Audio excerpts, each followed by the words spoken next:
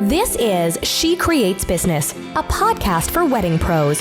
Your host, Kinsey Roberts, interviews incredible women in the wedding industry who are making their mark and creating success on their terms. Join the conversation. Hey there, friends. Welcome to episode 140 of She Creates Business, a podcast for wedding pros. This is your host, as always, Kinsey Roberts. I appreciate you being with me today. I cannot wait for you to tune into the conversation I had with Cavin Elizabeth all about using consistent brand photography. And before we get there, I want to give two little orders of business, or I want to share two orders of business. Number one is this. I wanted to apologize in advance for the sound quality of this interview. I don't know what happened, but it sounds not like it usually does. We have a bit of a tin can scenario happening. That's at least how it sounds to me when I was doing the edits of the show. I truly have no idea what happened. I use the exact same setup I always use. So I just wanted to give you a heads up and apologize for that. And unfortunately, I recorded 3 interviews that day. So I have some future episodes as I record this August 2019 that are also going to sound that way, but of course I will give you another heads up in the introduction of those episodes. There's no echo or anything like that, so it's absolutely listenable and it's amazing content from my guests. So tune in and don't run away, but just wanted you to know it's not as good as it usually is. Second order of business is, have you gotten the She Creates content calendar yet? If you haven't gotten it, pause this podcast, go to shecreatesbusinesspodcast.com/calendar and grab it. I have been working on this for months and months and months. My biz bestie Lindsay can attest to that. It is 6 months. That's 180 days, 180 full days of marketing content specifically for wedding professionals. I've planned it all out for you. Of course, there's room for variation. There's tips on how to use the calendar. There's ideas for where to find more marketing ideas. But here's the great thing. It's not just for social media. Of course, it's for social media. I think that's where a lot of us do our business. You can use it on your blog, on your podcast, on your YouTube channel, of course, in Insta stories, Facebook stories, all the things. I made this for you. I want you to have this. If you want the rest of the year to be wrapped up in a little bow as far as marketing is concerned, this calendar is for you. We are about to get heavy into engagement season, and I want you guys to have a great one. And part of that is making sure your potential clients know you're there, and that means marketing your business better than your competitors. Go to shecreatesbusinesspodcast.com/calendar. It's $39. Grab it. Let me know how much you love it. I can't wait to hear from more of you. I've been getting amazing emails. I just appreciate you guys so much. All right, let's talk about Cavin. She is a wedding film photographer based in San Diego, California. I don't know why I just said San Diego. Okay, sorry guys. She's from San Diego, California. Her wedding work has taken her all over the United States though, and she's been published numerous times on leading national wedding blogs. We've all heard of these amazing wedding locations online: Ruffled, 100 Layered Cake, Style Me Pretty, Green Wedding Shoes, and of course there's a stunning regional publication called Southern California Bride where she's also been published. In addition to being a wedding photographer, Cavin is an educator and an avid blogger of wedding planning tips for brides and grooms. She has a cool YouTube channel. She authored the book, A Bride's Guide to a Picture Perfect Wedding, which teaches couples how to make simple changes to their wedding plans to optimize their photography. She believes that couples who plan their wedding with photography in mind are the couples who receive the most beautiful images. I couldn't agree more with that. Photography, as I've gotten more in the industry and learned more, photography is such a pivotal part of the wedding. And who knew that I would come to think that, because at my own wedding 10 years ago, don't figure out how old I am. I barely had a professional photographer. And now if I were going to do it again, like have a vow renewal, that's the first thing I'd be thinking about: flowers and photography. So really looking forward to you guys hearing Cavin. She has such a cool way of teaching in just a really pragmatic, practical style, and she's amazing. So without further ado, let's head to the episode with Cavin Elizabeth and talk about consistent brand photography. Cavin, welcome to the show.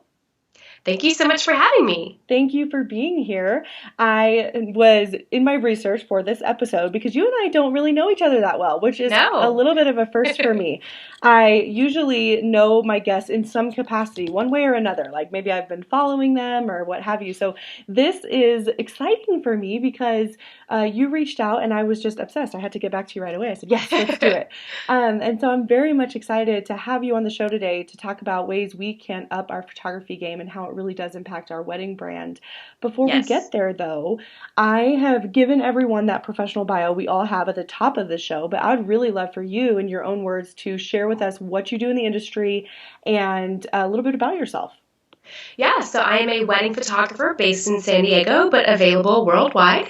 And I'm also the author of A Bride's Guide to a Picture Perfect Wedding, which is a book written for brides and grooms that teaches them how to make the most out of their photography through different things that they can do to plan their wedding that just people don't think about. Even sometimes planners might not think about it.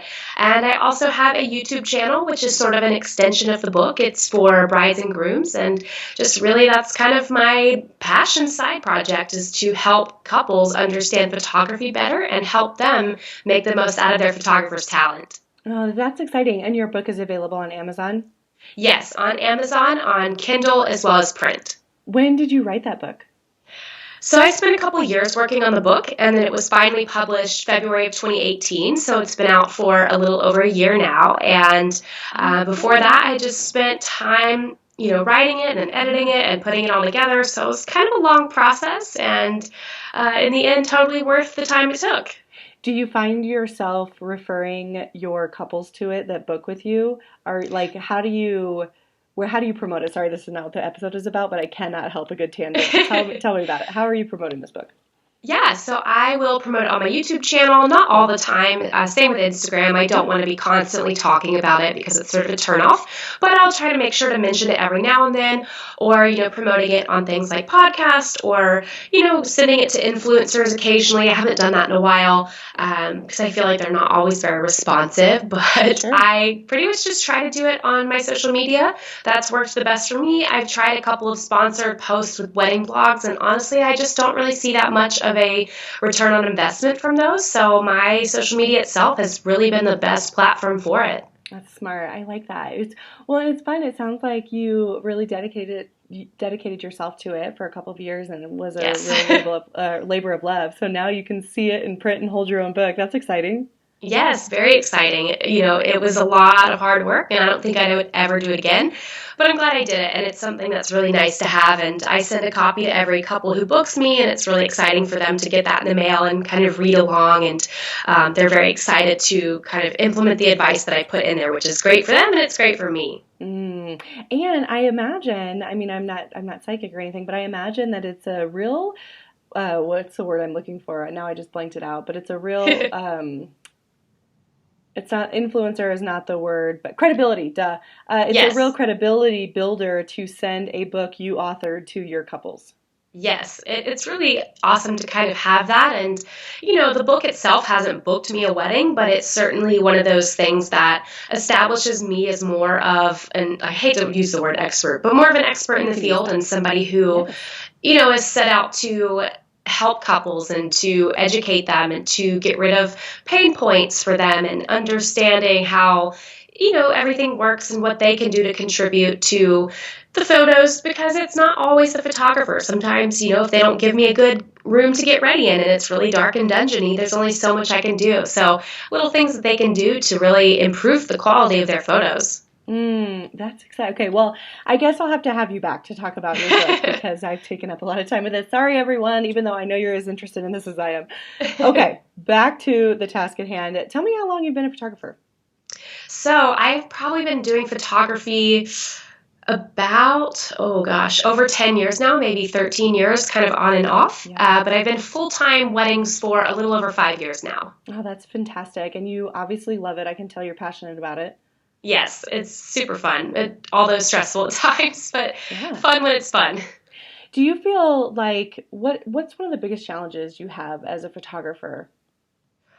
Well, my current biggest challenge is, I get a lot of inquiries, but a lot of those inquiries are far below budget. So that's kind of the challenge that I feel like a lot of vendors I know have is, how to start attracting people who can actually afford your services outside of referrals, how to get those Instagram leads and Google leads that are actually your target client. So that's, for me, my current challenge is kind of how to, not necessarily turn off the people who can't afford the services, but to make it more clear. So that's definitely an ongoing project, I know, at least for me and many other people I've spoken with. Yeah, definitely. Preach. So we're talking today about ways we can make our photography really speak our brand and really make it be complimentary and not hurtful. Yep. Before we get started on your tips, tell me why this is an important topic. So I guess I can kind of tell you what got me thinking about this. Yeah. It's when I'll go on Instagram, because that's such a visual platform, and I feel like it's where everybody's at. So I'll go to Instagram, and I'll see a blog, so maybe Style Me Pretty, post an image of a bouquet, and I'm like, oh my gosh, who made that bouquet? I have to go see their work. I click on their profile, I go to their profile, and it's just a bunch of crappy iPhone shots that do not flatter their work, and I'm just like, what in the world? I know you have gorgeous photos that you could be posting, and what happens is I leave. I don't follow them. I don't stick around because I wanted to see beautiful photos of their work that I saw on Style Me Pretty, not their, behind the scenes stuff that should probably be reserved for their Instagram stories, not their permanent feed. And then I know a lot of other people in the industry, friends that I have who, a lot of times it's planners, I want to say, that I know have access to a beautiful inventory of images but are not taking advantage of it, or they're showing the kind of content that does not do them justice. So they're showing their really lower end weddings when I know they have much better weddings, and I know that's actually the kind of wedding they're trying to go after. And there's this whole philosophy of show what you want to sell, and if you're not showing the things you want to sell, you're not going to be able to sell that. And for me, that was just like this huge, oh my gosh, what's happening to these people? Like, they have such great stuff and they're not using it. So I feel very passionate about trying to help people really just kind of change their portfolio to do them so much better in their business.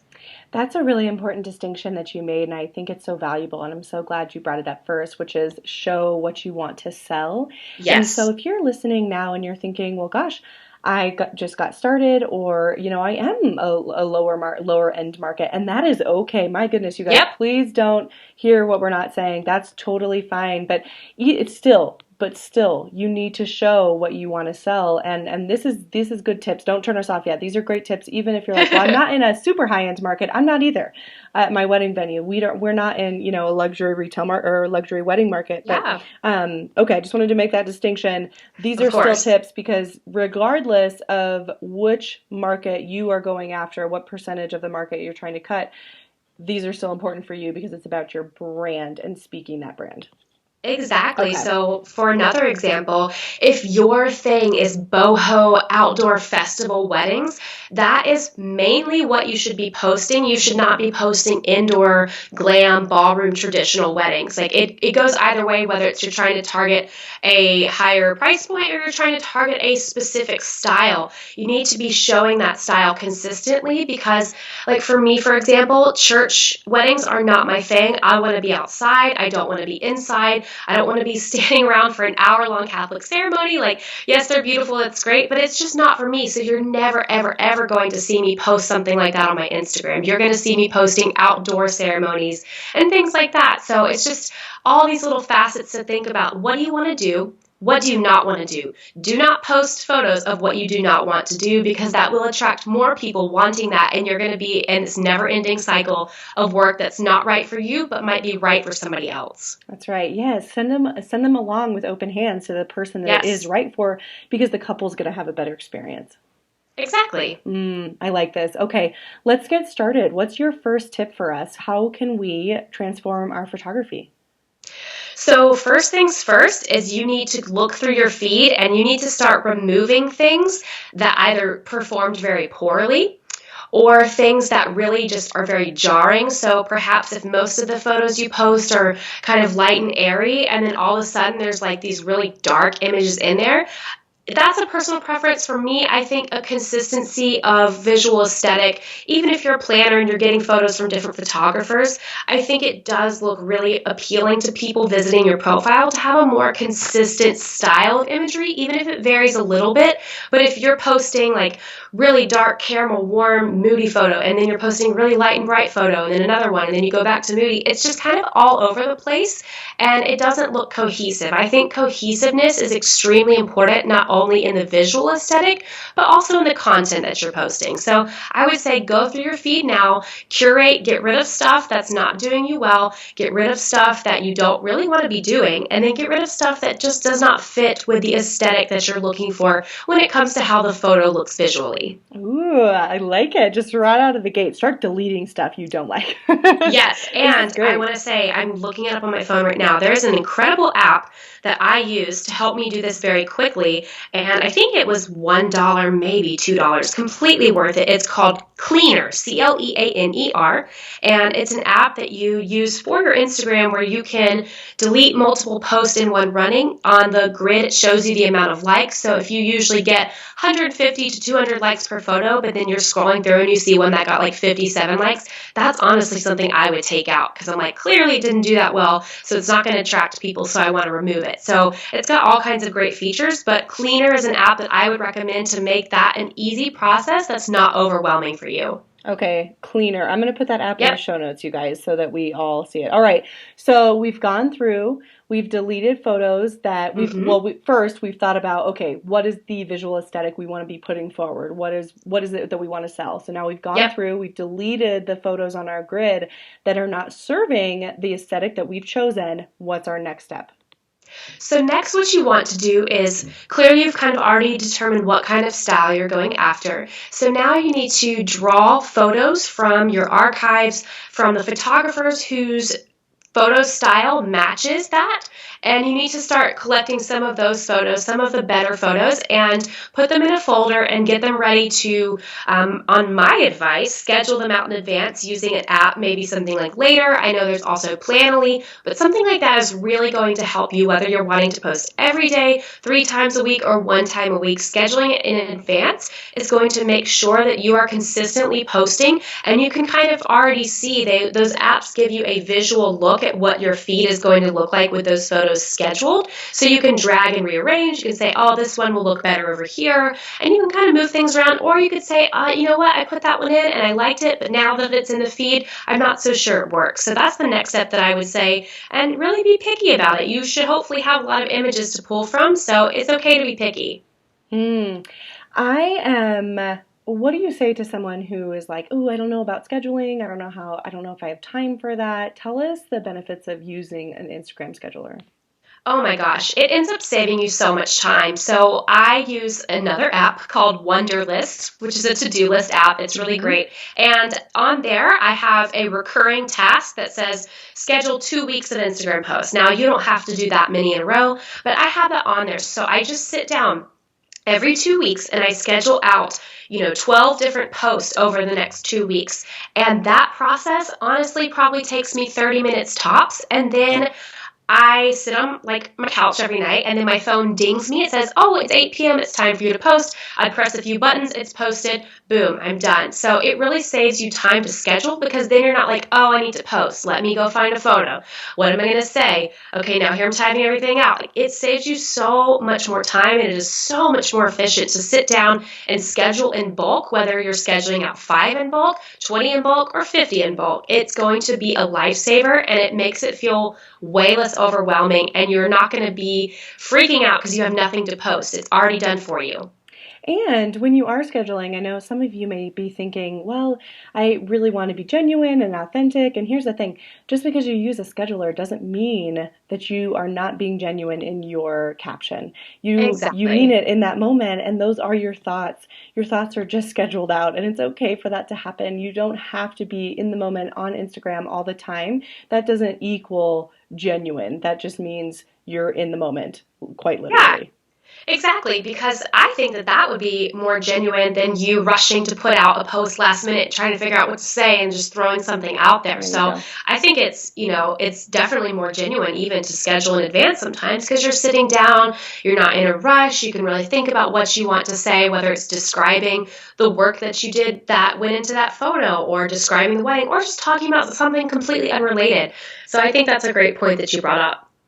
That, I like that you said that because it is true. In the moment, I feel like, oh my gosh, I just have to post something on Instagram, and I'm just like, whatever, Yeah. whatever Yeah. photo is close enough in my feed that's, fairly decent. And so I feel way less genuine in that, where you can sit down and really be intentional about it. So Yeah. I'm liking that, Kevin. So tell me more. What's our next step? What should be our next step? Yes. So here's kind of a step that I'm not going to say it's controversial, but it definitely does take some thinking about what's important to you.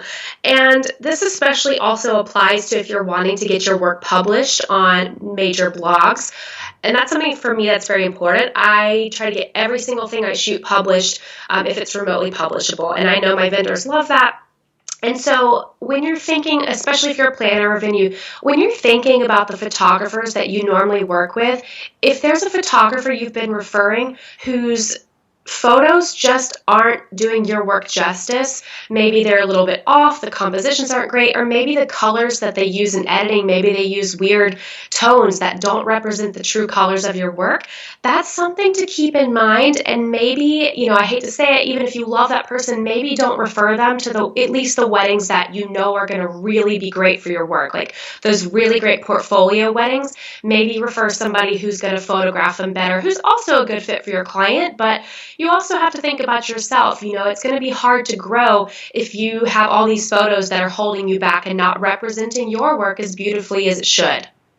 Oh, so how do you kind of how do you get the confidence to be able to say, listen, I like this human as a person, but I'm not going to refer them to for me, a venue, I refer a lot of vendors because usually we're the first vendor that's a couple books, typically, not always, but, probably 8 times out of 10. And so we refer a ton of people. I don't have everyone on my list who's ever worked here, so I understand the importance of this, but, especially if you're just getting started, how do you kind of get the confidence up to not really, how do you get the confidence to do that, I guess, is my question. Yeah, so it's a totally internal thing. That person, you might still love them, but they never have to know that maybe you're not referring them for the weddings that, and here's the thing. This is all kind of based on a lot of people telling me, oh, we got disappointing photos back, or oh, we can't really use the photos, or oh, their colors just destroyed my work. And so I think I hear a lot of that in the industry, and I'm like, well, don't refer those people. It's like, if that's something that's really important to you, and maybe it's not, maybe you don't care how the photos look, and maybe you want to keep referring a photographer whose work isn't really doing you justice and isn't going to help you grow. But I think you have to think about your own business and your goals and where you want to be, and you need to surround yourself with at least a few people. It doesn't have to be everyone you're surrounded with, but a few people who can help you grow and you can help them grow. It's all about just kind of improving yourself and thinking, how can I meet my goals? And if the people that you're working with are never going to help you meet your goals, then don't send them every single wedding. You can maybe still send them some stuff, but don't send them your most important things. Save that for somebody who's going to be getting incredible photos of your work, somebody whose images you drool over, and if those were in your feed, they would perform well, they know that they can represent your work really well, and that it's going to speak to the brides that you are actually wanting to book. So my whole thing here is like, it's not a bad thing to do this. You're not completely casting away those people who might be holding you back. You're just not sending them the stuff that's really going to be like portfolio piece work for you. And again, it goes back to what we said earlier, which is that if you send along these people, if you're not always referring them for that portfolio work, it opens them up to do work for something that is within their talent range or what they want to be doing, and they can go and serve another couple who really is excited about their work. Exactly. And I think too, you also have to think about the brides and grooms you're going after. What vision do they have? And are those photographers that might be holding your work back, are they actually even a good fit for the brides that you're really wanting to attract? And, sometimes it's great to have your favorites, but also sometimes it's good to add something fresh and different into the mix and, try something different that might kind of give your business another little jump start.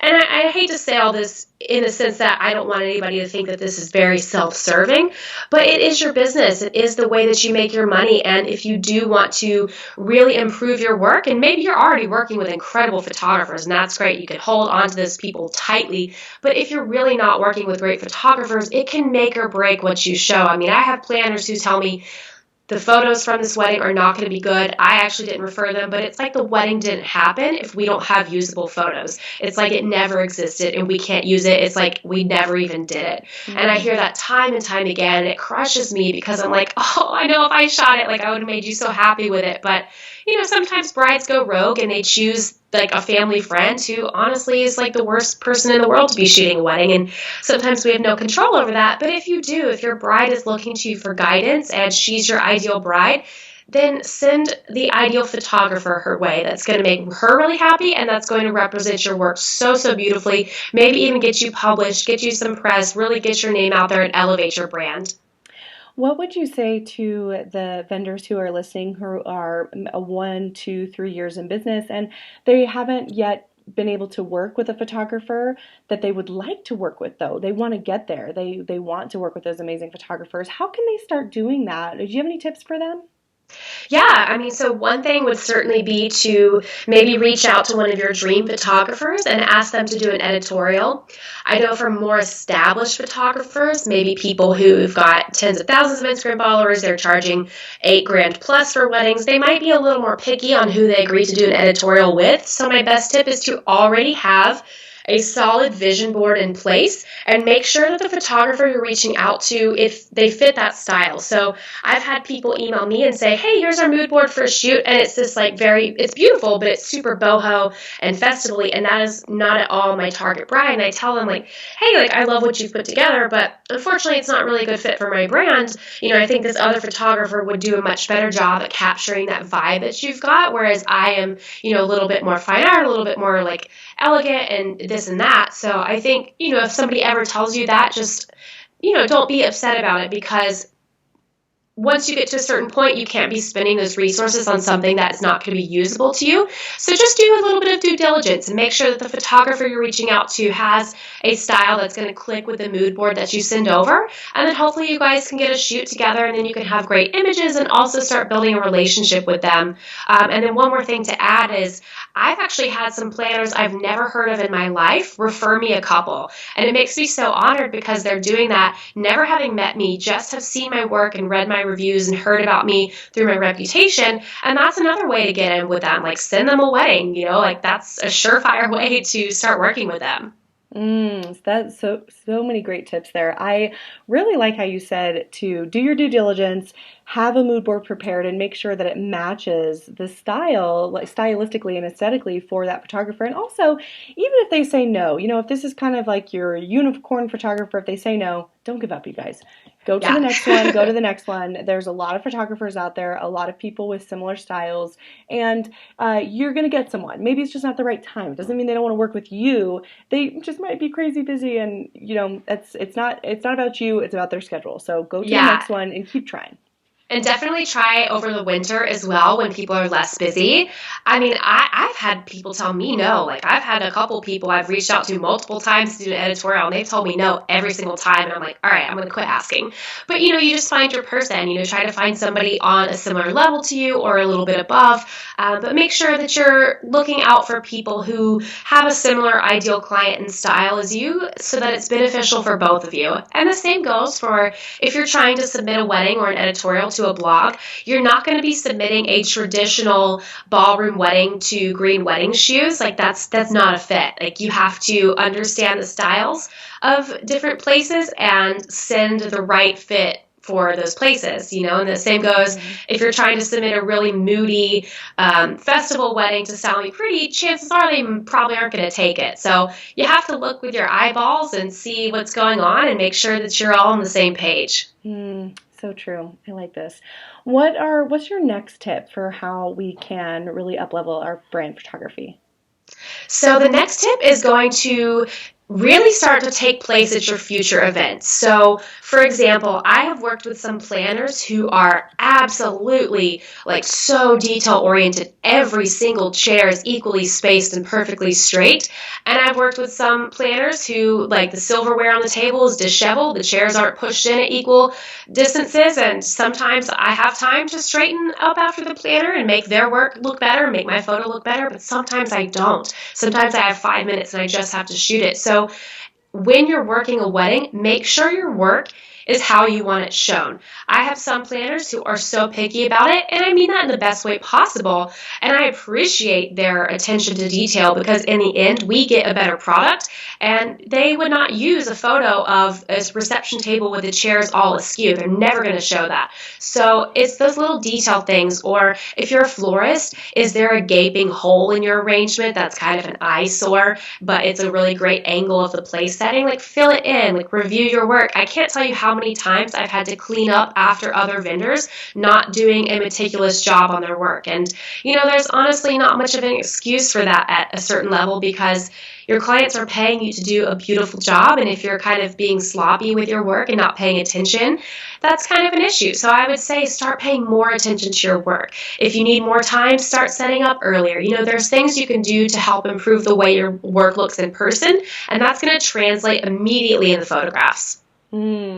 What are some things that we can do to kind of focus on our work and make sure that we're really always putting our best foot forward? Do you have like a checklist for yourself as a vendor to make sure that your work is, as pristine as it can be? I'm hearing you saying like chairs and linens and dishevelment and florals and things like that. Do you have a tip for how we can make sure our work is really, up to par? Yeah, that's a great question. What I would do for that, and this is kind of what I do every time I cull through a wedding I photographed, I look at the things where I could have done better, I look at the things that are strong, and I try to improve every single wedding I do. I keep it in mind. I'm like, okay, at this wedding I need to get better shots of her getting in her dress. So I think the same can apply to any type of vendor. Look through old photos, doesn't matter what the photos look like. Look at the work itself. Like, look past the aesthetic of the photo and look at the work that you've done that's represented in that photo. Does it look clean? Does it look a little messy? Do you see things where maybe you can tell your team, hey, we need to be better about doing X, Y, and Z? So start looking at the work itself within the photos and see where you can improve upon it. That's honestly the best way, is to look at your old stuff and say, next time we're going to have the chairs straighter, or next time we're going to have, no holes in the cake and it's going to look cleaner, whatever it is. You just have to look at your work and try to take yourself out of it. I'm very critical of my own work. I do not get upset if somebody gives me feedback on my work that I've asked for, because feedback is great. You can also ask photographers or other vendors that you trust, hey, can you please give me some honest feedback on how things look at the wedding day, how my team operates? I honestly, I wish somebody had given me feedback in my early days, because it could have improved me so much faster. I had to learn everything on my own, but I wish that those early planners had said, hey, you need to start doing this a little bit better, or you need to fix this. And then the last thing I'll say is you can always start working with a mentor. I had a mentor 2 years ago who helped me completely reshape my work, and it didn't completely change in terms of the style, but I just improved upon a lot of little things, and my work is in such a better place. So sometimes it might actually take hiring an external third party to kind of tell you the things you need to hear and help you improve your work. Do you feel like, or when do you feel like is a good time to have a mentor in your business when you're trying to kind of move ahead? I feel like, honestly, any time is great. And I think you can never be too good to have a mentor. You could be 10 years into the business and still have a lot of room for improvement. I mean, I'm thinking of some people right now who I know have been in the business for 20 years. And I'm just like, oh man, you should really stop doing this or that. And I don't tell them these things because I don't know them and I don't work with them, but I'll see really old school photographers. They're still doing wacky edits on the photos. And I'm just like, I wish somebody would tell them. I wish that somebody would tell them that this isn't good for them and it's not doing anybody justice. So I think whether you're in your first year or your 15th year, you're never too early or too established in your business to hire somebody to help you out. And it might not be the quality of your work. It might be more like how you run your business. It might be more of the business side. But honestly, anything helps. Could not agree more. You're never too late in the business to have help. None of us will ever know everything. Exactly. I mean, and I know some people who are 3 years into their business and they're like what I would say near perfect. And then I see people who are 30 years in the business and I'm like, I don't know how they're still booking weddings. I honestly don't. And so, it could be all over the place. Time is never necessarily a factor of success. And being perfect. It's all about what you've put into it and the ability to keep an open mind about growing. And growing often requires changes. I love change. I think change is great.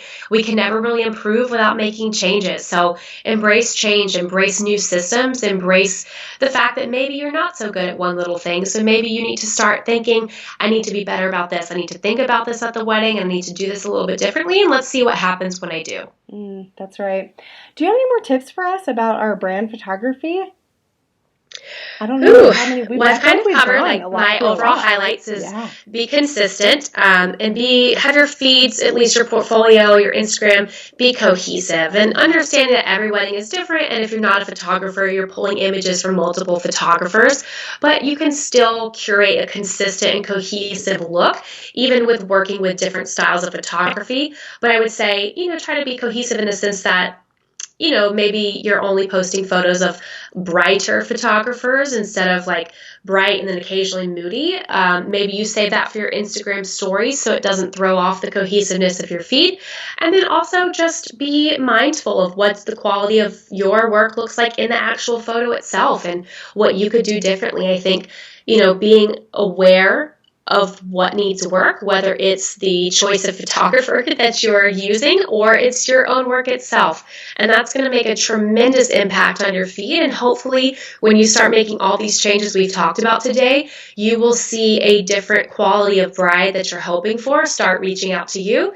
And you're probably going to get more followers as a result on your social media platforms. I could not agree more. I'm loving this. One thing I wanted to touch on before we wrap up, this has been incredible, is just something you said early on in the interview was that you said maybe XYZ picture would have been better in their stories. Can you talk about that for a second? Is the difference between stories and our feeds, our grid? Yep. So I am my feed, my grid is sacred. Nothing goes in there without seeing how it looks amongst all the other images posted and the future images. And that sounds really crazy, but honestly, again, this takes me 30 minutes to do 2 weeks worth of make sure it looks good on the later app. You could also use Planoly, there's other things. And that's really important. That's key. And then, making sure also that, I'm sorry, I forgot where I was going with this. Can we cut that little part out? Yeah, totally. Can you repeat the question one more time? I just got on such a tangent. No worries. We're talking about feed versus stories. Yes, What's the difference? So that's my feed. And then when it comes to stories, I'm way less picky because it goes away in 24 hours. So that's a really great place to show behind the scenes. I'll see some planners post iPhone photos of the reception details on their grid, and they're not good photos. Just wait for the professional photos. You can wait. It'll be so much better. But certainly, by all means, post that in your stories. It's fun to see what you're doing, but that doesn't really have a place in your feed. It's going to bring down your feed most of the time unless you're got the best natural lighting and you're a whiz at portrait mode. Save it for your stories. And that's the kind of place to we always say show yourself to the world, show nice photos of yourself on your grid, maybe show the behind the scenes of stuff on your stories. So anything that's not good enough for your grid, but still something you want to share, that goes to stories. But also stories are a really great place to, when you get a wedding published or when you get photos back from a wedding, share multiple professional photos, in different cool templates. Maybe you kind of put a couple on the same page together and you show 30 photos throughout, 8 different story slides. And that's a great place to do that too without putting them all in your feed and being super overwhelming. So it's got multiple purposes, but the stories are where you can put those images that aren't quite good enough for your feed to be there on a permanent basis. And what I like about everything that you've said is truly becoming organized and becoming someone who does intentionally and thoughtfully plan this out can actually really, it's a lot of this sounds like a lot of steps, right? But it's not, especially if you become intentional and thoughtful and you start using tools, especially like the one we've mentioned today, to schedule these things out. They actually go hand in hand. Absolutely. Honestly, people are always how are you able to blog multiple times a week? How are you able to put out multiple YouTube videos? How do you write a book? How do you do all this and get it done? How do you have any time? And I tell people I honestly don't work that many hours anymore because I have such great systems in place. A lot of my stuff is automated, or I sit down and I knock a bunch of things out for the weeks in advance all in one sitting. And that is how I am able to do all of the different things I do and keep it consistent. Like I've blogged at least twice a week for 5 years, and very rarely do I stray from that because of my tools and my efficiency. So efficiency will save your life. It is the best thing in the world. I highly recommend trying to get new tools in your business that help streamline things, because that is going to make you feel so much better, and it's going to make you be able to achieve these things. And it's not hard. I promise you. Like, the hardest part is getting them set up, but then once they're set up, they just kind of take care of themselves. This has been so good. Cavin, tell everyone where they can find you. So you can find me on Instagram, which is Cavin Elizabeth. That's C-A-V, not B. V as in Victor, I-N, Elizabeth. You can also find me on YouTube, Cavin Elizabeth, Pinterest, Cavin Elizabeth, and my website is cavinelizabeth.com. And then my book, A Bride's Guide to a Picture Perfect Wedding, you can find on Amazon. Thank you again. And everybody, don't worry, all of the links Cavin mentioned today, including her book, the apps she mentioned, especially Cleaner, and all of those things she's using, will be in the show notes. And to find those, look up the best place to find show notes for insert your podcast player of choice in Google. That's the easiest way to do it. Cavin, thank you again. I really appreciate you being here. Yeah, thank you so much for having me. Take care. Bye. Thank you so much for listening to She Creates Business. Please take a minute and head to iTunes to leave an honest review so we can help more wedding pros find the show.